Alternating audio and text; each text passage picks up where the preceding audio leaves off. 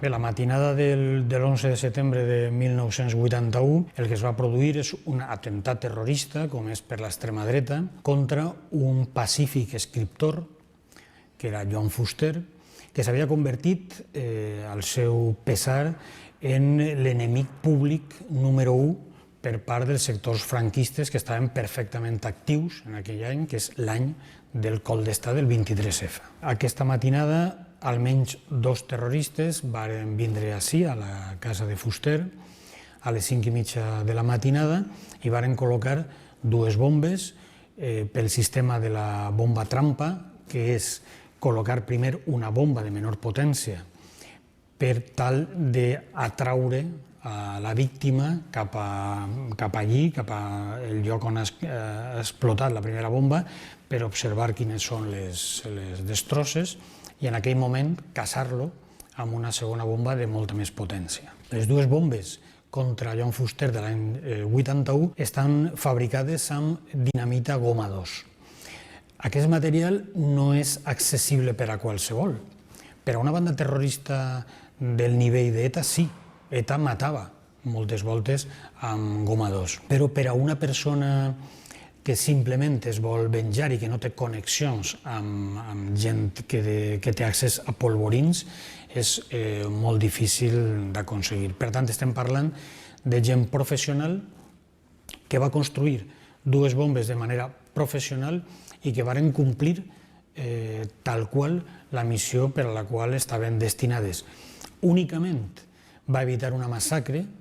que un dels acompanyants de Joan Fuster, que és Jaume Pérez Montaner, un poeta magnífic, un catedràtic de literatura, que acompanyava juntament amb un altre també poeta i catedràtic, Vicent Salvador, va sospitar de la segona bomba que estava col·locada i va ordenar desallotjar la zona. Aquella inspiració, aquell moment d'inspiració de Jaume Pérez Montaner va evitar una massacre que jo estic convençut que haguera provocat la mort de les 7 persones que es trobaven davant de la bomba.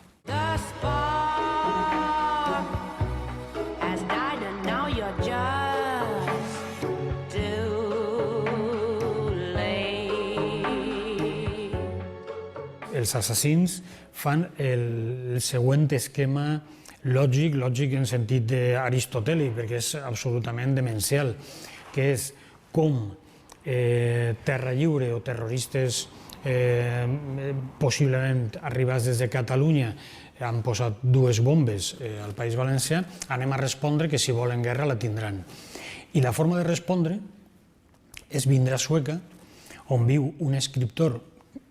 pacífic que mai de la vida ha fet altra cosa que teclejar la seva màquina d'escriure i teclejar-la per a previndre els seus lectors i lectores contra el fanatisme de tot tipus,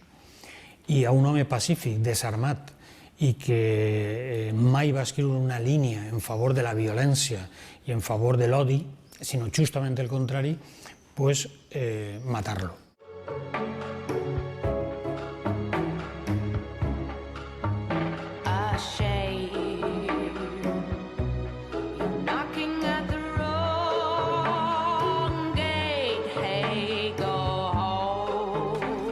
Matar Joan Fuster i altres històries és un llibre de no ficció que aplega 7 investigacions periodístiques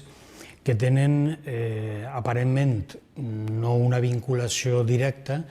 però sí que estan relligades per algunes coses. I en el cas de l'atemptat de Joan Fuster jo crec que és que hi havia també un buit periodístic. No s'havia investigat periodísticament, no es va investigar judicialment, no es va investigar per part de la policia i no es va investigar per part dels periodistes, i per tant jo crec que calia d'alguna manera intentar cobrir el buit en la mesura que fora possible.